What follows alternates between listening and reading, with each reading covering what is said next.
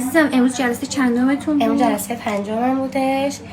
بعد کلی تغییر کردم، کلی اصلا سایز کم کردم، وزنم کم شده. خدا رو شکر. بعد چند سایز کم کردین؟ جلسه اولتون دور کمرتون آره. 92 بوده. الان چند شدین؟ الان 81. 81.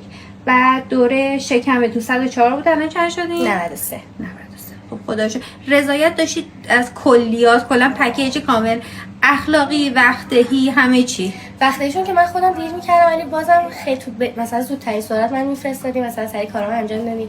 برخورد عالی، اصلا واقعا خیلی دوستتون دارم، کارتون عالی بوده، بی‌نظیر بودین همه جوره، واقعا عاشقتونم، خیلی خوب بود. خواهش چون می‌کنم. من خیلی چندین سال بود به خاطر چربیام هی مثلا اذیت می‌شدم، هی رژیم ولی خب تغییر آنچنانی نمی‌کردم، ولی تو 5 جلسه این همه تغییر خودم واقعا موندم. خب خدا شکر. مرسی که مجموعه ما رو انتخاب کردید عزیزم. ممنونم ازتون. ممنون از شما.